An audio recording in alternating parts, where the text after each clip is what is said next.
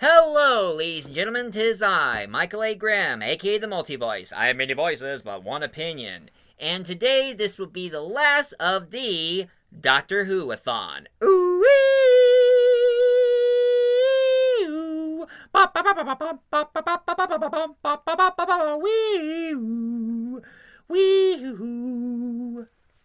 Now, this will be the end of my Doctor Who-Athon, but my talk about Doctor Who ain't gonna be the last, because my next review I'm gonna be doing, ladies and gentlemen, I'm gonna be talking about what if I was a showrunner for Doctor Who. And I have a lot of ideas that I think it would have worked if I was the showrunner. But enough of that, let's talk about this series of Doctor Who with the 13th Doctor, which I like to call it the Whittaker era. And this one has the most beautiful blonde bombshell of a doctor, none other than Jodie Whittaker.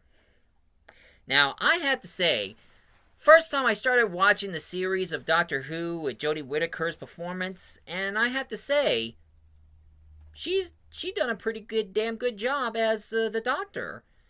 I mean, I don't care what a lot of people say about her. I think she did a damn good job. And one thing I do have to admit, Jodie Whittaker is pretty hot. I mean, here's her in a bikini. Damn. But of course, let's get to the story, shall we? Now, her series started back in 2017 all the way to 2022. That's the same year I started that Flash Gordon Meet Buck Rogers series. Well, just that one audio until I decided to make the sequel. And how the story goes, after Peter Capaldi regenerated into Jodie Whittaker, she was kicked out of the TARDIS, and she landed all the way in this episode called The Woman Who Fell to Earth. And then she meets a group of people. She meets Ryan Sinclair, played by Tasha Cole. Grace O'Brien, Ryan's mother, played by Sharon D. Clarke. And of course, she's married to Graham O'Brien, played by one of the most funniest comedians, Bradley Walsh. And of course, one of the most beautiful Indian-British actresses of all, Yasmin Khan, played by Mandeep Gill. I think I got her name right. But anyway, there was a whole deal with the live wire. This big ball of live wire was starting to shock people and all. But of course, Jodie Whittaker showed up and took care of it. And all of a sudden, there is this thing called the Tim Shaw pod. It shows up. Two guys just picked it up and took it away somewhere. And then the Tim Shaw pod opened up, and there's the character who is called Tim Shaw, which is, he is the Stanza. And of course, Jodie Whittaker's doctor dealt with it, and she decided to go for a new look, and decided to have Ryan, Grace, Graham, and Yasmin, which she calls her Yaz, to be her new companions. Oh, and sorry I didn't bring my cup of tea. Turns out I had my tea early.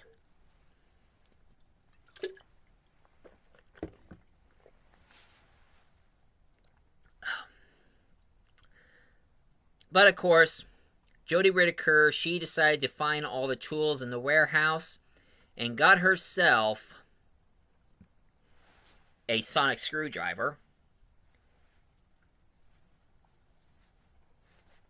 Now, here's a little funny, interesting scene. When Jodie Whittaker's doctor climbed all the way up to the top crane, and then she has to jump to another crane, a little known fact, Jodie Whittaker was afraid of heights. So she faced her fears to do that scene. Interesting. And of course, sadly, Grace died when she got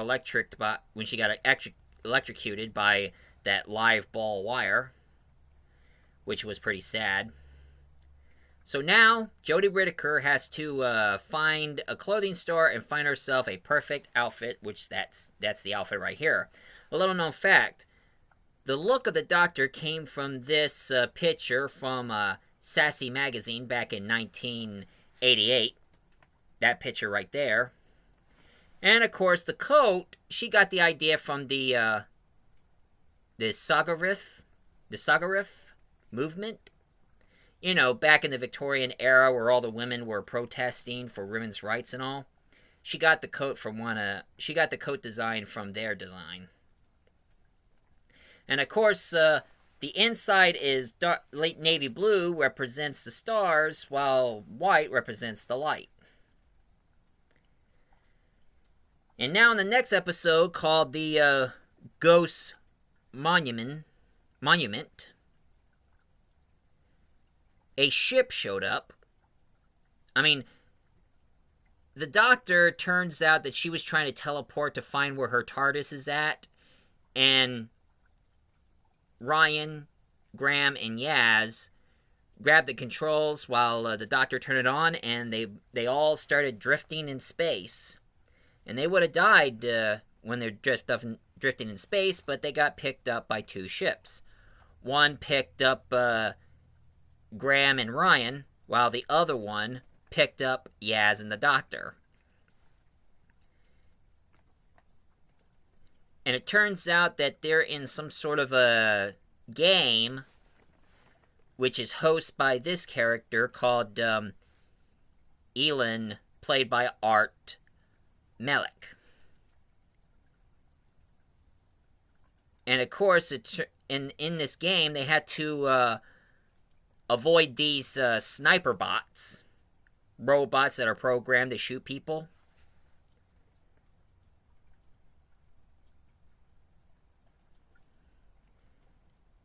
Until everybody won the game, nobody loses, and she finally got her TARDIS back. She finally found her TARDIS and welcomed Ryan, Graham, and Yaz into her TARDIS, which is brand new and a new design. I kind of like the yellowy orange crystals on the sides. I thought that was a nice touch.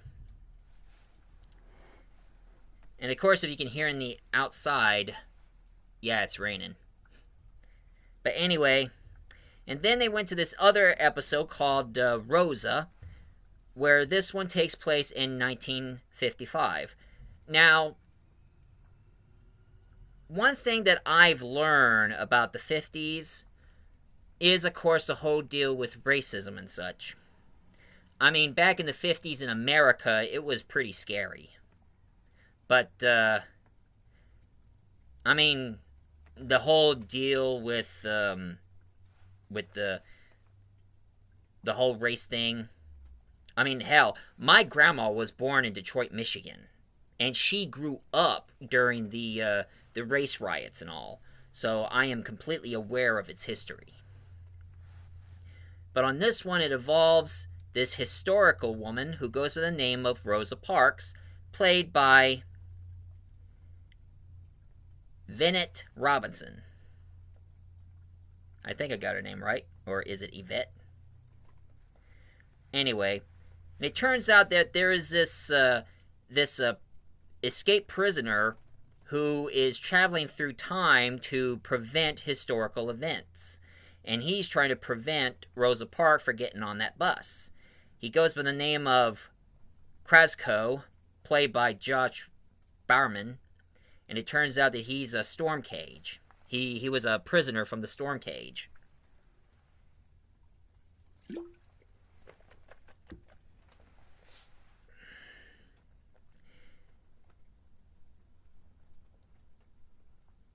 And another historical person that shows up that Ryan meets, besides Rosa Parks, he even met the legendary Martin Luther King, played by Ray Saze. You know, there are times I like to meet Martin Luther King. because I think he's a great man.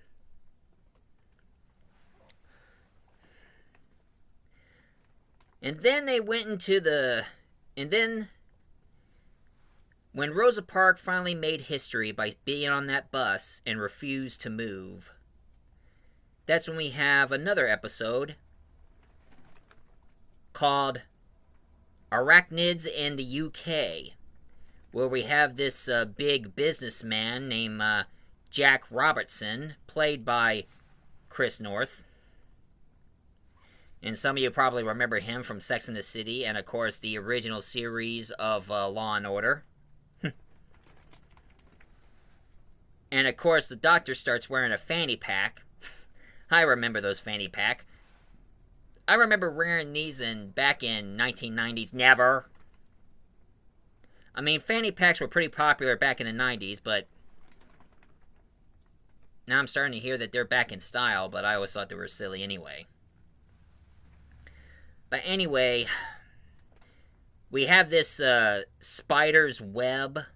I mean, there's a lot of spider webs around. And I gotta say, seeing those big spiders in that episode, that's my fear, folks. I hate spiders. Ever since I saw that movie, Arachnophobia, makes my skin crawl. Ugh.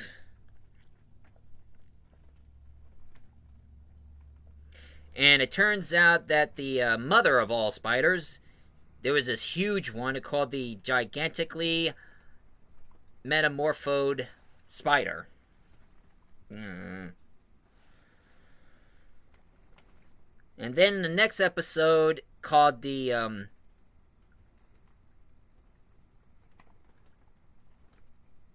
well, I couldn't pronounce this one, but this one involves that there was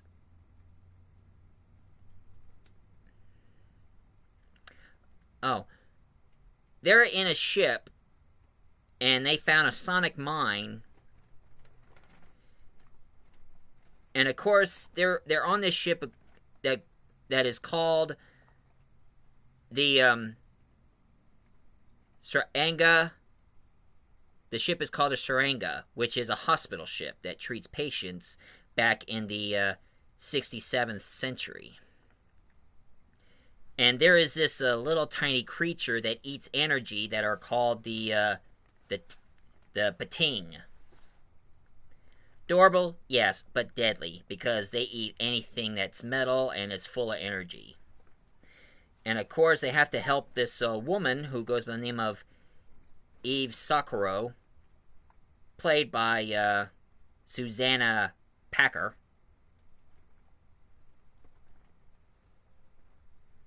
And of course, there is a guy who's pregnant. Turns out in the future, especially in the 67th century, now men can give birth to men while women give birth to women. So I guess in the future, I mean, here in this century, only women can give birth to children. But now these days, in the future, now men are able to give birth to boys while the women give birth to girls. Well, so much for the whole sexist deal.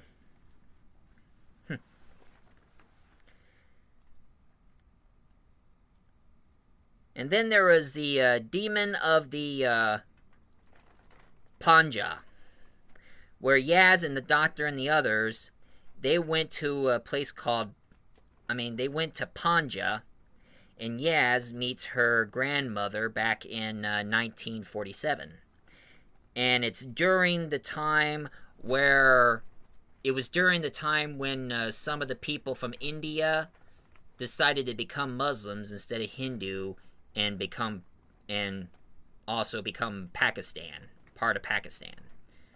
So I guess that kind of explains the history between India and Pakistan and why they both are enemies, because some choose to go by the Hindu belief while others prefer to go to the Muslim belief. I like India a lot better. Don't get me wrong, I respect India. And I respect Arab, but I'm a little iffy on the belief, especially the the monogamy. I mean, not monogamy, the polygamy. I don't go along with polygamy. And it turns out that the Doctor finds these aliens, which they were supposed to be assassins. They're called the Shadarashans. Those things. But it turns out that they're not assassins anymore. Now what they are watchers, who watches those who are going to die. And it turns out that Yasmin's grandfather is going to die due to his brother, who is siding with the Pakistans and decided to go Muslim instead of Hindu, which I find that sad. And then we have something called the Karblam, and we see this Karblam postbot. They're the ones who deliver packages, and there was a notice says "Help me." So the Doctor and the others starts working. But it turns out that the kid who works in this Kerblam, turns out that they created a nuclear bomb inside of the bubble paper. So anytime when people pops a bubble paper, it disintegrates people. That's not good. And then there is this other episode called Witchfinder in the 16th century. Oh, here we go. The Witchfinder, the witch trial, the people that blamed innocent people for being witches and have them executed.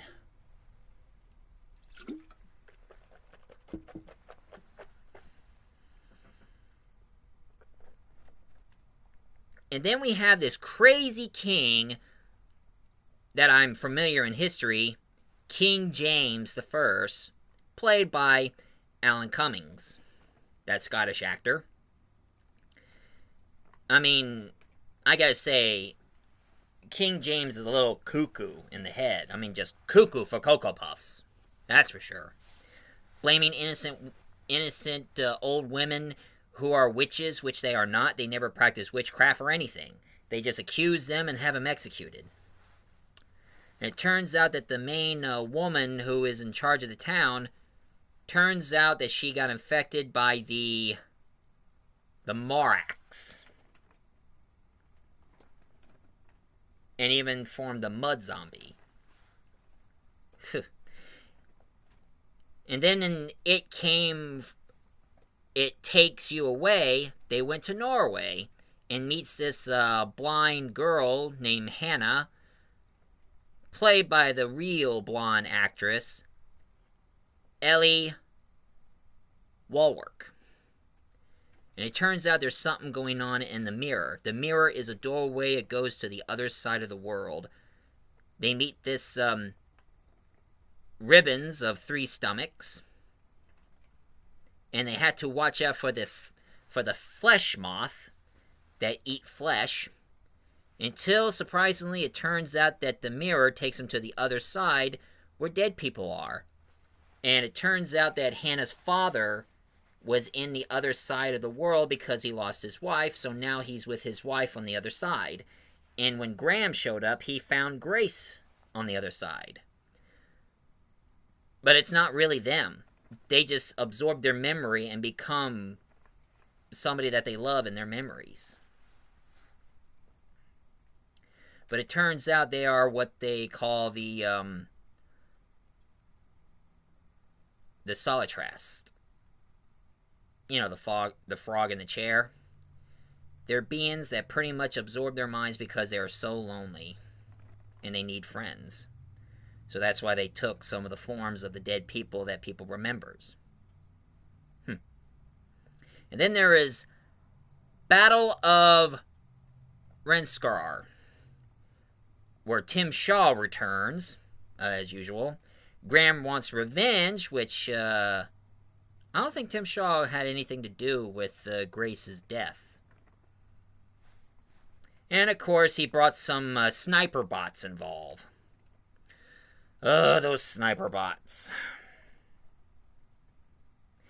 And they meet this fella who goes by the name of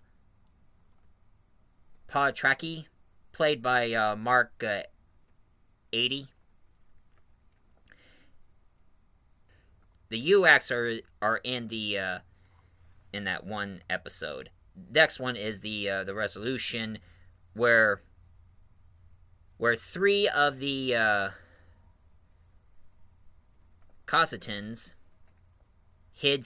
The Cossatans, they're the warriors of the ages who found three things and try to keep them well hidden. But it turns out those three things are parts of a loose Dalek. And of course, it's one of those Dalek squids. That's what they look like without their metal armor. And this girl named Lynn, she got herself attached and now becomes the Lynn Dalek, played by Charlotte Ritchie. She's getting controlled by the Dalek. So now the Daleks can control people. They latches their tentacles into your spine and read your mind and controls you, telling you what to do.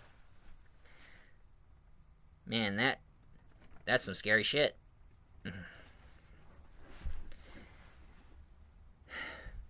And of course, he meets Ryan's father, Aaron, which he always abandoned Ryan ever since he was a young kid, so that's why Ryan don't want nothing to do with him.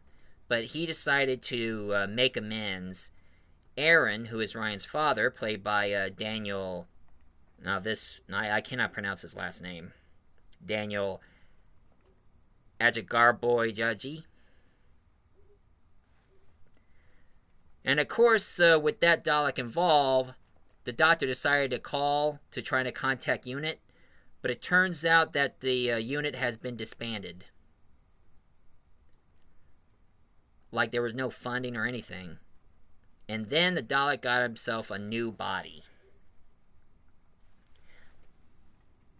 And then we have this episode called Spyfall. And it's a James Bond themed. The name's Bond. James Bond.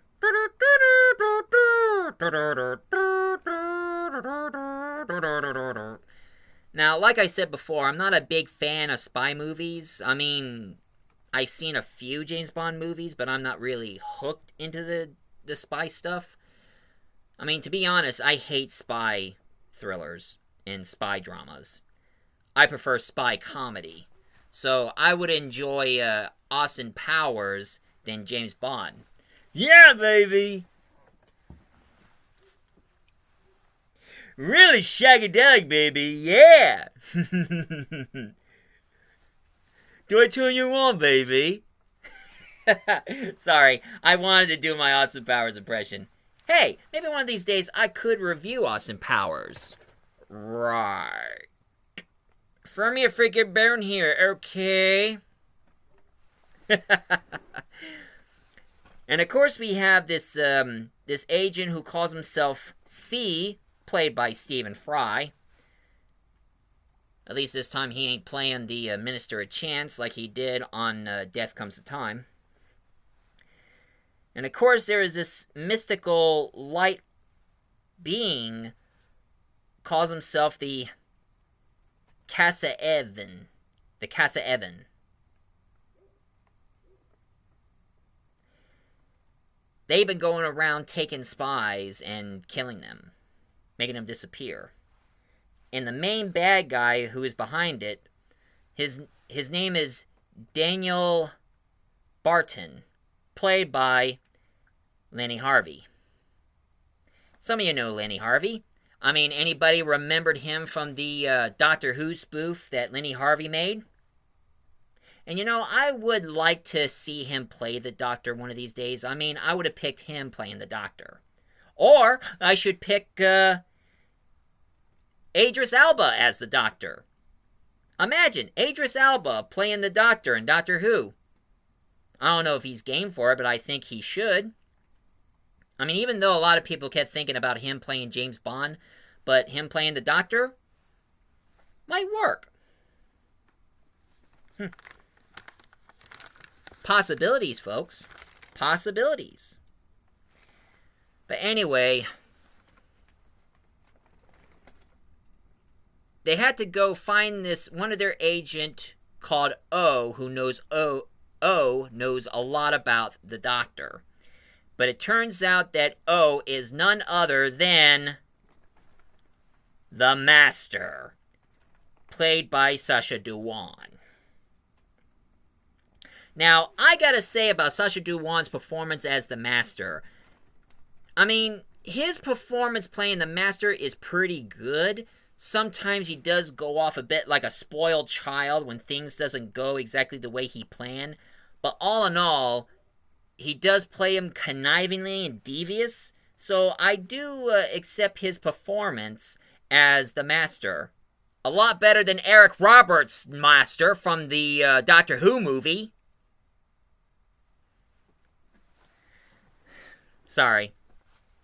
I just won't forgive Eric Roberts. But anyway, the Master took the Takativan, and it grabbed, and the Doctor gets help from two of the historical people. She went back in 1800s and meet Ada Lovelace, played by Sylvia Briggs. And she went all the way to Paris in World War I, where she meets Noor Inayat Khan, played by the lovely Aurora Morin.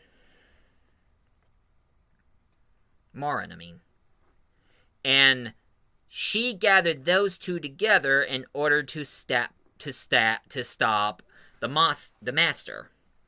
The Master has been defeated, but the Master shows a little something to the Doctor that shocked her. Turned out, the Master destroyed Gallifrey. What the freaking hell? In the 50th anniversary, in the 50th anniversary, the Doctor saved the Gallifrey, saving all those people from the Time War against the Daleks by putting them in the stasis cube, freezing them into a parallel pocket universe. And now the Master got into Gallifrey and destroyed it? Killing all those people from that planet? What the hell? All that work and nothing to show for it. Damn it, Master.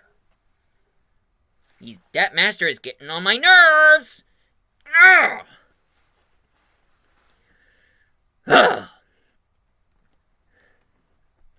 Now, in Orphan 55, they meet this dog girl who goes by the name of Hypin, played by Amy Booth Steele.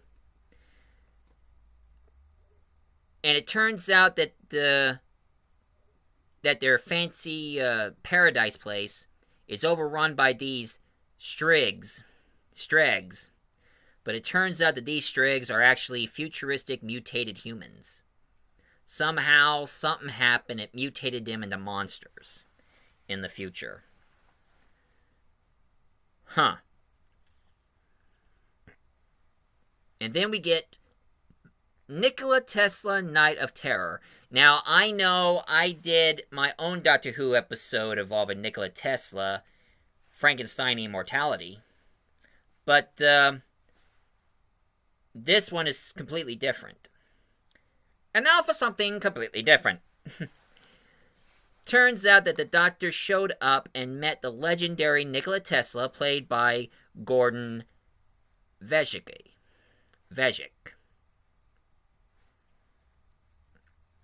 And of course, as usual, he has been going against his rival, Thomas Edison, played by Robert Glesser. And it turns out that there is this alien who's trying to get all the technology and the brilliant ideas from both Tesla and Edison. And this alien is called the, they're like scorpion-ish. And they're called themselves Skethera Queen, played by Angela Mahendra. Which some of you people probably know her, played Ronnie in the Adventures of Sarah Jane Smith.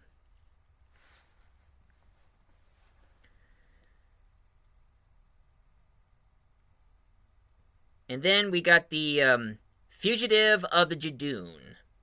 Oh yeah, the Ji-Hun.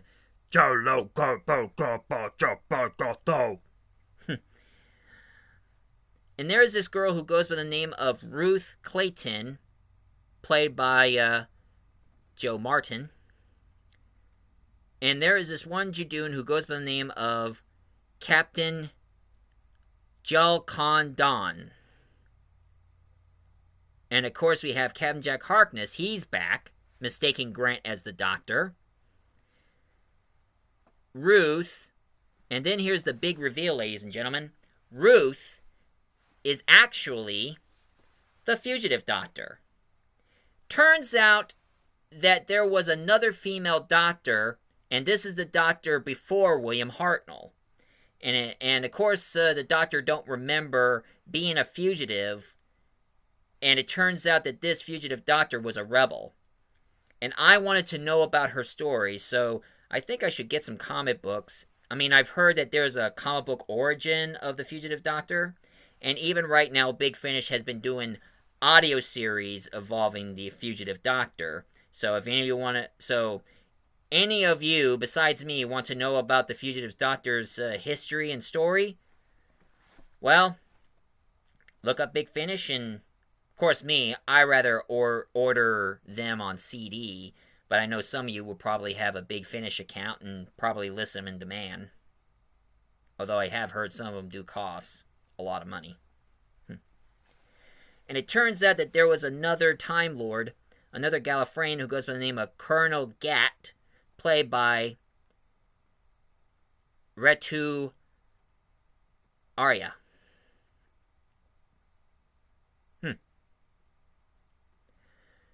Too bad this Doctor didn't say the same thing to the Ji-Hun. Molo choko boko topo dolo. Mahal. The other one is called... Now, this one is a little creepy here. This one, it's called Can You Hear Me? And it involves these two beings, which is Zelin and Rakaya. And what they are nightmare gods. And one thing I gotta say that Zelian did, he decapitates his fingers and sticks them in the people's ears, giving them nightmares. Ugh, that's weird. And then we have Haunting of the Vala Dattori. Takes place in 1816. Oh yeah, this is a good one, folks. It involves Mary Shelley, played by Lily Miller. And of course, Lord Byron, played by Jacob Collins Levy. John Polidori, played by Maximum Boldery. And of course, Percy Shelley, played by Lawrence Rayner. And of course, there's a skeleton hand that starts moving about. And Percy, he has something called the Cyberim. And of course, there's also this girl named Claremont, played by Nadia Parks. And of course, there's this random Cyberman who is on the loose, who is after the Cyberim, and he goes by the name of Ashtad Lone Cyberman. Which, I gotta say, that episode reminds me so much of the Paul McGann episode, The Silver Tusk, which it is similar, but not the same story. Where Paul McGann's Doctor meets Mary Shelley, saw a Cyberman that inspired her to write Frankenstein, and then after that, Paul McGann's Doctor had Mary Shelley as his companion in 3 episodes, which they are called the Mary Shelley Trilogy. And that was it.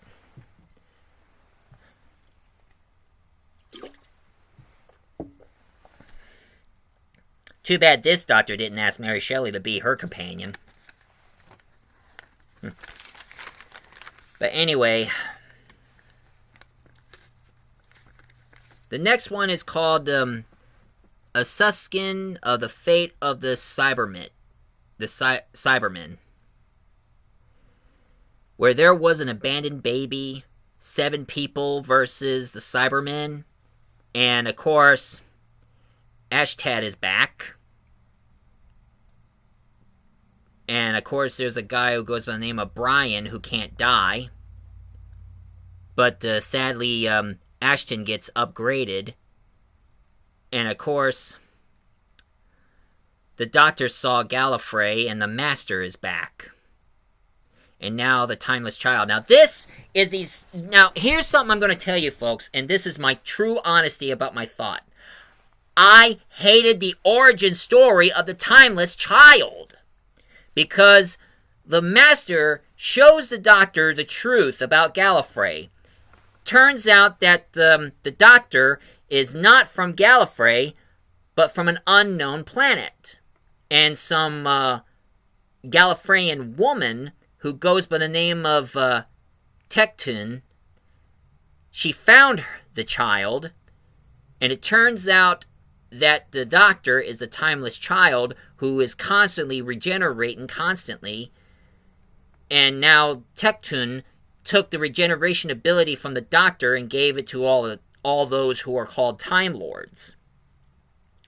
Which I gotta say, that is pretty stupid. It's like retelling the story of Superman and telling everybody that Superman ain't from Krypton, but from another planet. That is stupid. Absolutely stupid. I'd rather stick with the Doctor from Gallifrey, and I don't want to hear any more about saying that the Doctor's from another planet. I'm sticking with Gallifrey, and I'm sticking to it. There's no way I'm going to be telling that origin story from the Timeless Child. Not now, not ever. Because it's so freaking stupid. Sorry, folks, that's how I feel. But of course, the Master kills Ashad,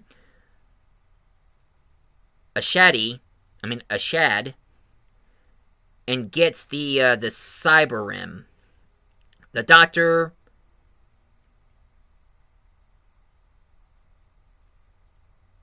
and it turns out that the Doctor figured out that the Doctor was there was a guy who goes by the name of Brendan.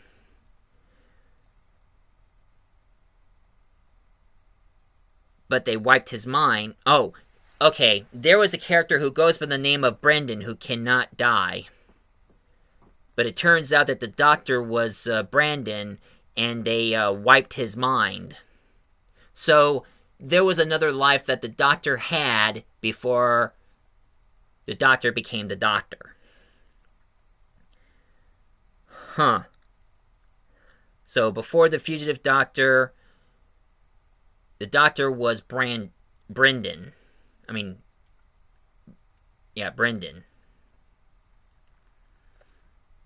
Got old, retired from working in the police force, and now they just wiped his memory and just regenerate. And of course, the Doctor did something that I had to say it's really diabolical.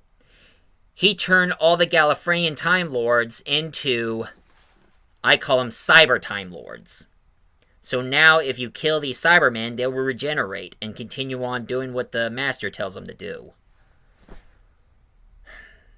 I guess that's why my Doctor has a Cyberman as a companion, to try to teach her how to become more human, but also become a gamer in my arcade room, in my series. And of course, the Fugitive Doctor came back, and the Doctor blocks the Matrix. Doctor says goodbye to Ryan and Graham and Yaz. And there's a character who goes by the name of Colsharis saved the day. and even the Doctor was captured by the Ji-Hun. So now there is this revelation of the Daleks. Turns out there's a group of people that took the armor of the Daleks, the one that was made in Earth, from that rogue doctor that detached itself from Lynn. And it turns out that Jack Robinson is back, and he's building the cyber armor. While the Doctor is in jail, her friends are trying to, she calls them her family, her fam, and they're trying to get help, but Captain Jack Harkness showed up and helped the Doctor, got him out of the prison that the Ji-Huns took him in, which is the one I mentioned, the storm cage.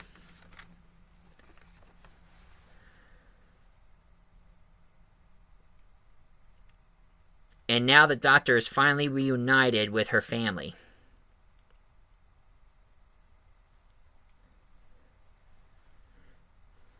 And now there is these new Cybermen who are called the Clone Cybermen.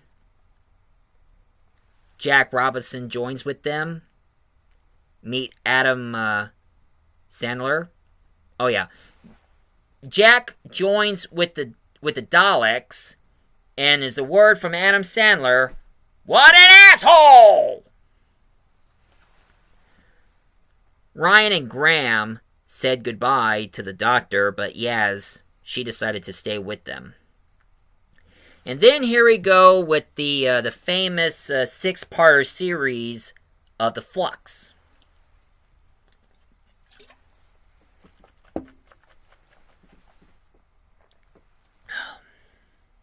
Now, one thing I know about The Flux is supposed to be like some sort of cloud that pretty much wipes out all the planets and the species throughout the solar system, which that kind of makes me think of the antimatter from DC's event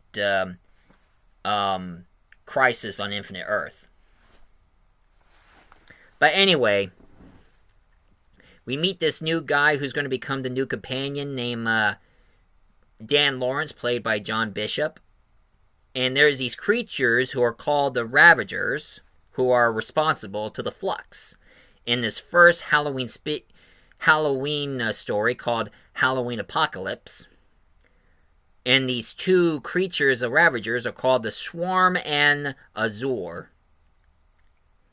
And then there is this character who kind of makes me think of Chewbacca, sort of a combined mix of Chewbacca and Barf from Spaceballs. Karvinishta, who is a Lapari. Human dogs who are good friends. And then there is Claire Brown, played by Annabelle Shawley. And she gets captured by the Cybermen. And of course there's the old-fashioned Sontaran. Sontaha! And this one is named Rishkaw. And then there is this War of the Sontaran, take back in 1850,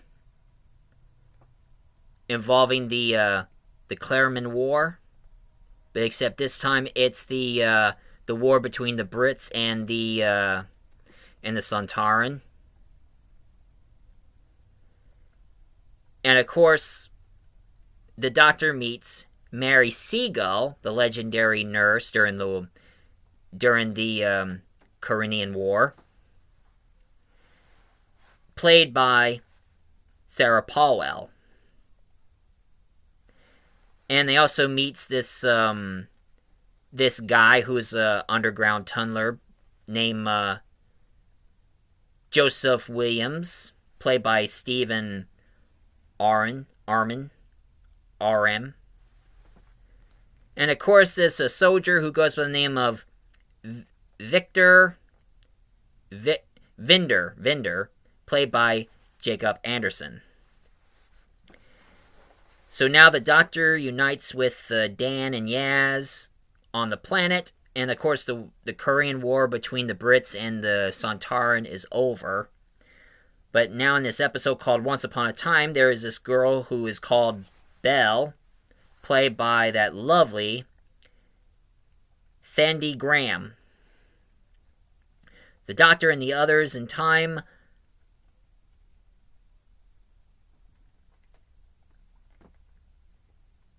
were sort of buried, but the Doctor again meets the fugitive Doctor again.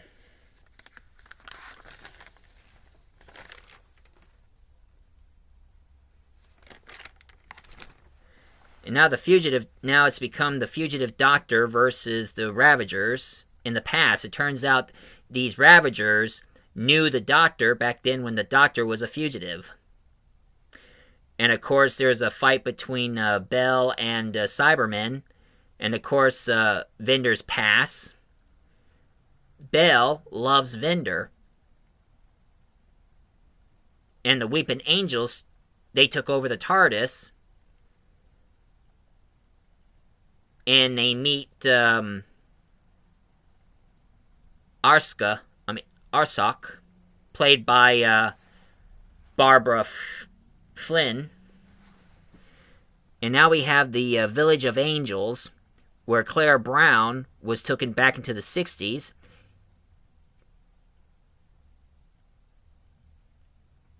And Earth is falling apart because the angels have been taking the people and half of the town.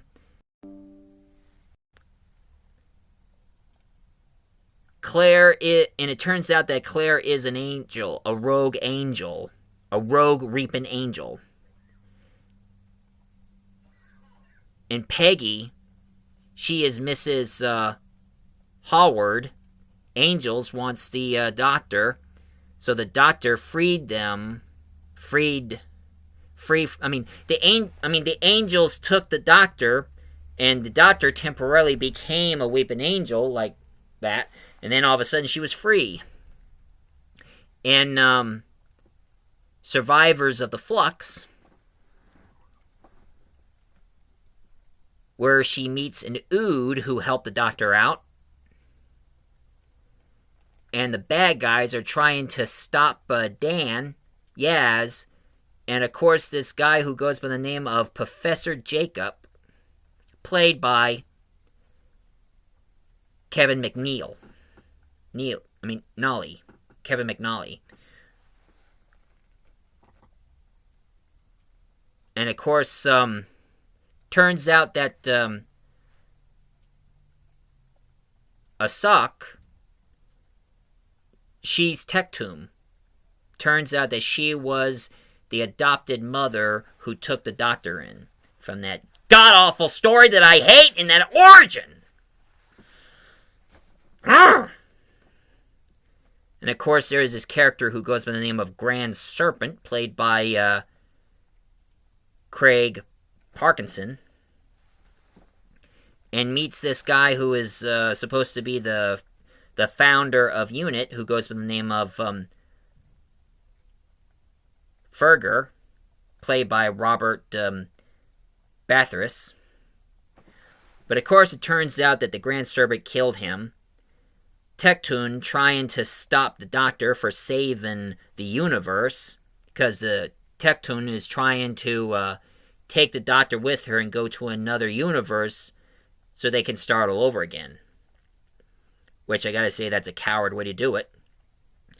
And of course, the Grand Serpent took over UNIT.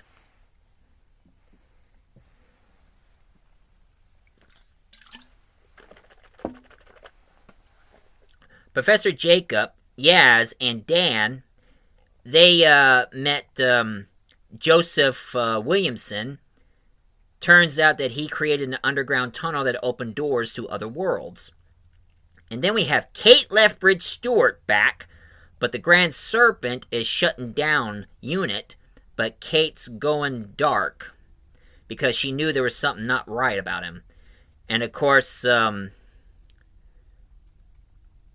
that dog boy, I gotta call him Dog Boy because I can't pronounce his name, met Bell, and the Grand Serpent is with the Sontaran. But of course, the Ravagers showed up, killed Tectum, and there are three doctors.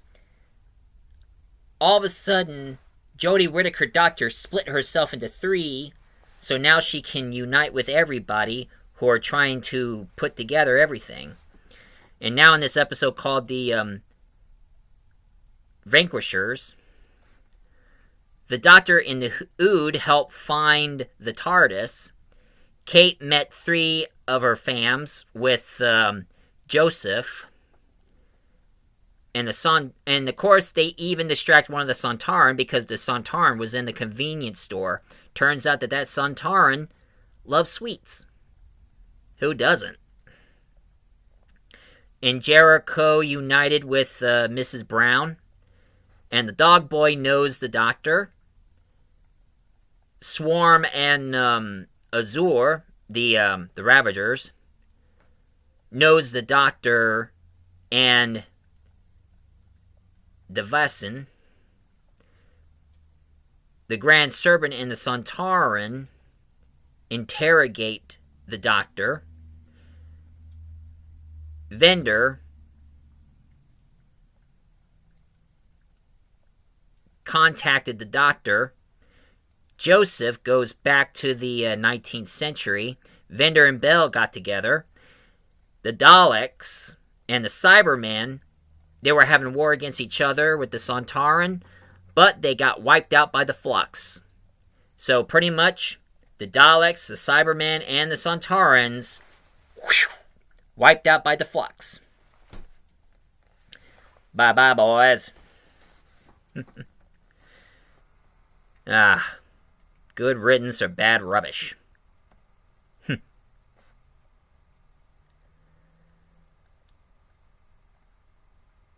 Jericho, he died. And of course they meet this Ravager guard who all of a sudden can absorb the Flux. And now the Ravagers are gone. And the Doctor restored. Got all three of herselves back together. And the Grand Serpent gets exiled. Dan becomes the new Corporaton. And now in this one called Eve of the Daleks, the Daleks shows up in the hotel, and the Daleks kept killing these people in this hotel, but it turns out they're in a time loop because the TARDIS is rebuilding itself and it surrounds the whole hotel. So every time when the Daleks have been trying to kill them, they don't stay dead because they're in a time loop. Imagine that. And then we have Legends of the Sea Devils. Takes place in the 19th century of China. You know, I like it when they have the Chinese involved because I heard that China wants to ban Doctor Who because they don't like stories about time travel and aliens, which I find that stupid. And we have one of our historical people in this episode, Madam Ching, played by the lovely Crystal Yo. Now, I'm familiar with Madam Ching. I mean, it's the same Mistress Ching in Pirates of the Caribbean. I mean, if you look up history on the Chinese pirates, Madam Ching is actually the queen of the pirates. Arr, me hearties, we have pirates involved. Ha-ha! Well, hello, Captain Jack Sparrow here. One thing I want to know, where's the rum? Savvy? And of course we have the Sea Devils. And it's the same Sea Devil from the John Pertwee episode, Doctor Who and the Sea Devils. And of course we have this other historical person they're trying to find this one pirate that went missing for years, named Ji-Hun, played by Arthur Lee. And it turns out that Ji-Hun was a pirate back in the 16th century of China. And there's a sea monster called the whole thing. And of course, the Doctor talks to Yaz about the monster and such. But of course, they defeated the monster and of course the Sea Devils. Oh yeah, Yaz loved the Doctor, and the Doctor loved Yaz, so they both finally talked about how they both finally confessed to each other how about we liked each other. Now, here's one thing I gotta say. The whole idea of the Doctor and Yaz getting together, I don't mind it. I don't have a problem with that. I don't have a problem with that whatsoever. I'm okay with it. After all, throughout every single Doctor Who episode, the Doctor always ends up with a girl, and even he meets girls that he falls in love with. Like Rose Tyler, and of course Clara, and other female companions. I guess it didn't wear off to the Doctor when the Doctor became Whittaker. So, I don't have a problem with it. I'm okay with it.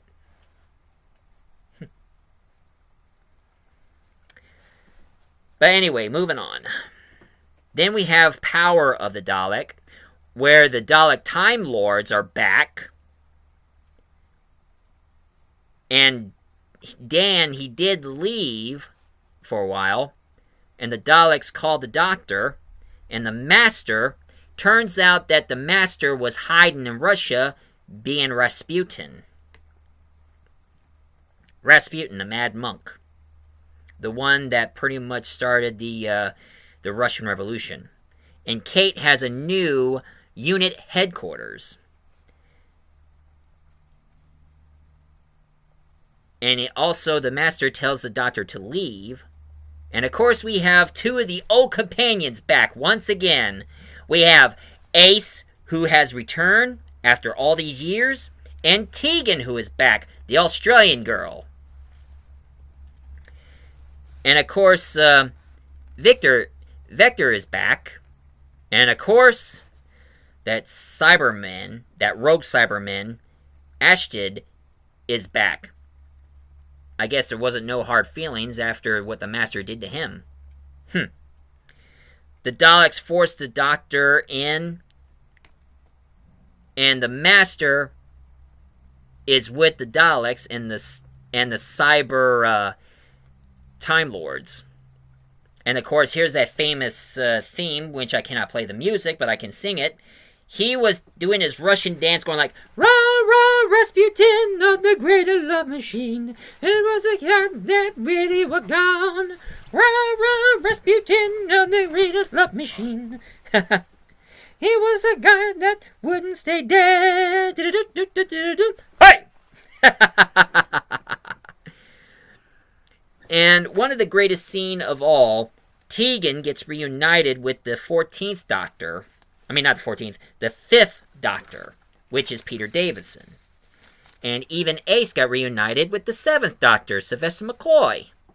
And of course, Graham returned, and I can tell that Graham seems to like Ace because I mean, she's a gal with explosives, and looking awesome with a bat. And she said, "My name is Ace," and Graham said, "Indeed you are." The Fugitive Doctor is back.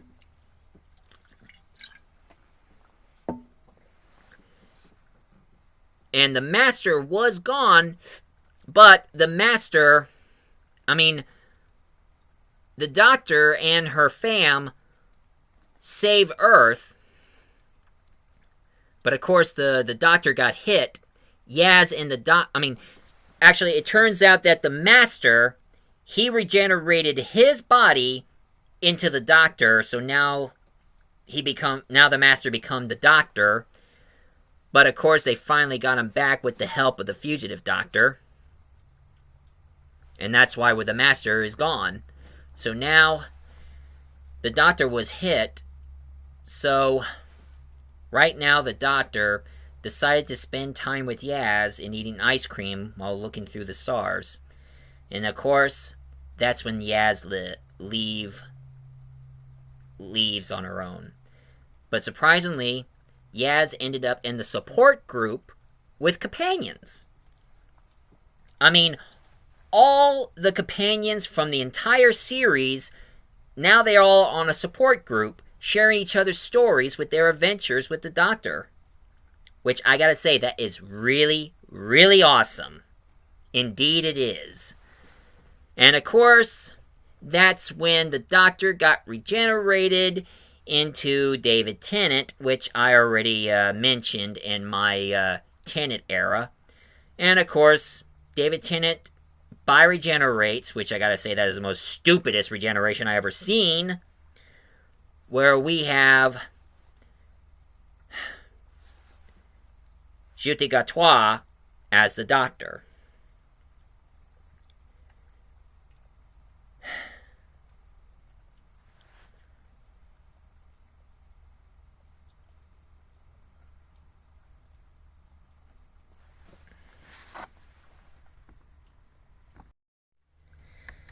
And of course, Whittaker has his first companion, Ruby Sunday, played by the lovely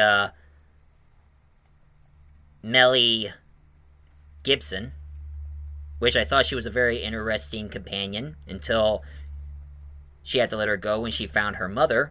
And now I'm hearing that there is a new companion named Belinda Chandra, played by Veranda Sifu. Another Indian companion, huh? And of course, one thing I have to say, after watching the entire series of Doctor Who, from Eccleston all the way to Whittaker, and of course, I also watched some of the Whittaker episode, and for those of you who are going to be asking me, I have to say, I'm okay with Whittaker. He is a good actor, but they should have done a little better with him. Some of the episodes were intense, but the writers, they suck. I mean, some of the stories kind of a hit and miss, and it should have been better. I mean, Whittaker's series of Doctor Who, not bad. Not good, but not bad. But it should have been better. And after all that, I think I should start collecting the comic books of the classic Doctor Who Odyssey, 8th Doctor comic collection, and even the new one. And probably, I think I should buy the CD of the audiobook of Dr. Omega, since Dr. Omega is the architect of Doctor Who. And that's my opinion. Well, that is my review of the Doctor Who-Athon for today. Well, this will be the last. So, any of you who likes my review of the Whittaker era, please leave a comment down below, hit like, and subscribe for more. And, me talking about Doctor Who is not over yet. Believe it or not, folks, I'm going to be working on a, sort of an audio short. Everybody's been talking about doing a Doctor Who crossover with Star Trek, and since there is an app game that they're going to put the Doctor from Doctor Who with the Lower Deck characters, I'm working on a short audio since I decided to throw my hat in the mix. I decided to do a fan audio crossover of Doctor Who Time and Q, where the Doctor meet the Celestial Q. I figured, why not? And, of course, stay tuned, folks, because the next video I'm going to be doing, I am going to talk about what if I was the showrunner of Doctor Who. And I have a lot of ideas to talk about, so you guys better stay tuned and hear me out my ideas. So this is Michael A. Grimm, a.k.a. the Multi-Voice Doctor, saying to you all, as what the legendary David Tennant would say, I don't see.